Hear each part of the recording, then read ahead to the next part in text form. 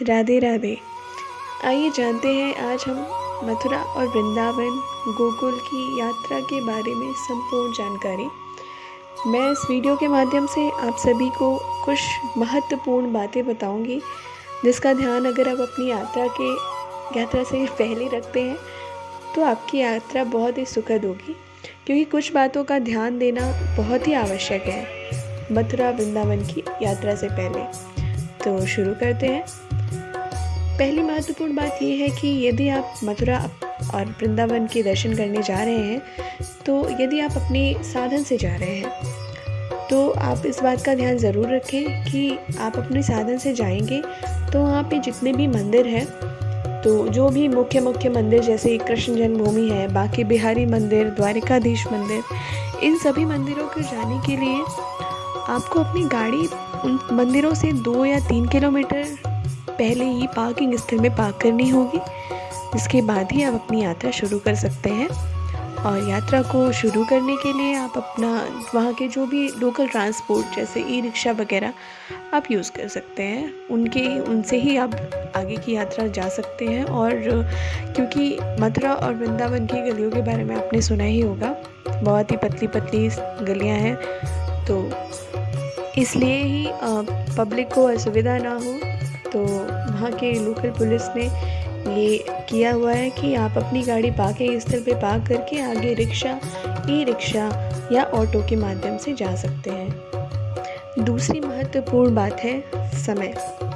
यदि आप अपनी यात्रा को सुखद बनाना चाहते हैं तो आप वहाँ पर जाकर आप समय का ध्यान ज़रूर रखें। जितने भी मंदिर हैं, मथुरा हो या वृंदावन या गोकुल या बरसाने, जहाँ भी मंदिर आप जाएंगे वहाँ पर आपको समय का बहुत महत्वपूर्ण ध्यान देना है, क्योंकि ज़्यादातर मंदिर वहाँ पर 6 बजे खुलते हैं सुबह में और दोपहर के 12 बजे बंद हो जाते हैं। फिर वो 4 बजे फिर खुलते हैं, फिर वो 8-9 अलग अलग समय की है, वहाँ पर सारे मंदिरों का अलग अलग है, तो वो आप अपने हिसाब से देख कर जाएँ।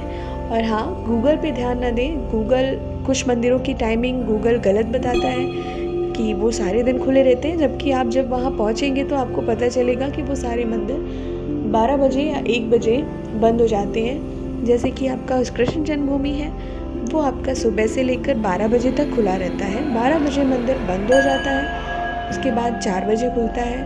आपका वृंदावन का बांके बिहारी भी सेम समय ऐसे ही सुबह खुलता है, 12 बजे बंद होता है, फिर से 3:30-4 बजे खुलता है। और इस्कॉन टेम्पल भी ऐसे ही आपका सुबह खुलता है, 1 बजे बंद होता है, फिर से 4 बजे खुलता है। तो मंदिरों में जाने से पहले वहाँ के समय, खुलने बंद होने का समय ध्यान देना बहुत ही ज़्यादा ज़रूरी है, ताकि आपको असुविधा ना हो। आप जाएं तो आपको मंदिर खुला मिले और आपके दर्शन अच्छे से हो जाएं।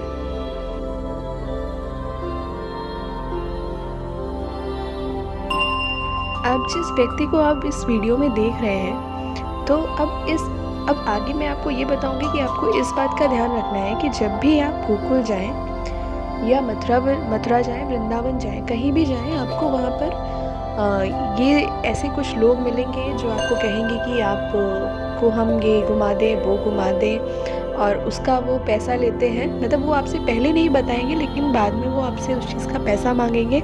तो ऐसे लोगों से आप ज़रा सा सावधान रहें, क्योंकि ये एक तरीके का ठगी करते हैं। ये कुछ चीज़ें आपको कुछ बातें वहाँ की बताएंगे और फिर उसके बाद ही आपसे अपना मन माना पैसा मांगते हैं। तो इन लोगों से ज़रा आप सावधान रहें। तो अब हम चल रहे हैं सुप्रसिद्ध वृंदावन के बांके बिहारी मंदिर की तरफ। और महत्वपूर्ण बात यह है कि आपको जान के ये बहुत हैरानी होगी कि यहाँ पे आप साल के 12 महीने कभी भी जाएं, किसी भी महीने जाएं, आपको इतनी ही भीड़ मिलेगी हर महीने। और जैसा कि आप सब जानते हैं कि वृंदावन को मंदिरों की नगरी कहा जाता है। यहाँ पर असंख्य मंदिर हैं आपको, लेकिन आप एक दिन में तो सारे मंदिर नहीं घूम सकते। अगर आपको सारे मंदिर घूमने हैं तो आपको 2 या 3 या 4 दिन, जितना भी वो आपके हिसाब से है कि आप मतलब एक मंदिर का दर्शन देने में कितना टाइम लगा रहे हैं, भीड़ के हिसाब से कि भीड़ कितनी है वहाँ पर, तो उस हिसाब से आप दर्शन कर पाएंगे। लेकिन अगर आप मैंने जितना कि जाना है कि आप हफ्तों भी बिता के आते हैं वृंदावन में, तो वो भी आपके लिए कम ही है। और ये है हमारा प्रेम मंदिर।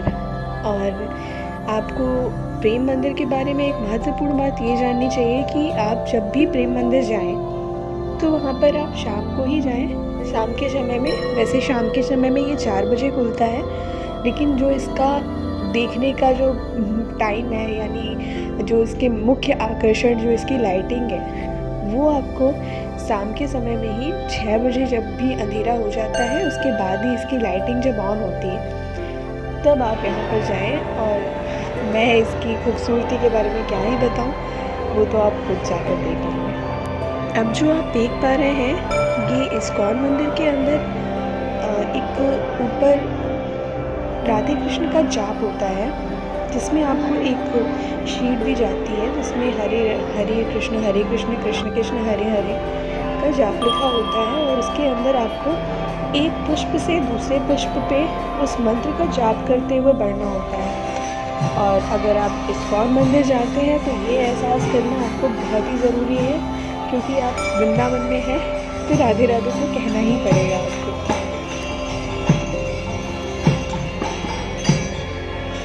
अब जो आप देख रहे हैं, ये है इस्कॉन मंदिर के अंदर का दृश्य।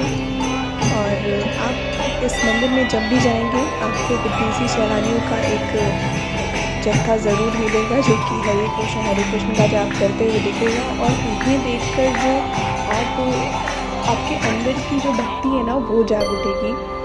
तो आप इस्कॉन मंदिर शाम में ज़रूर जाएं।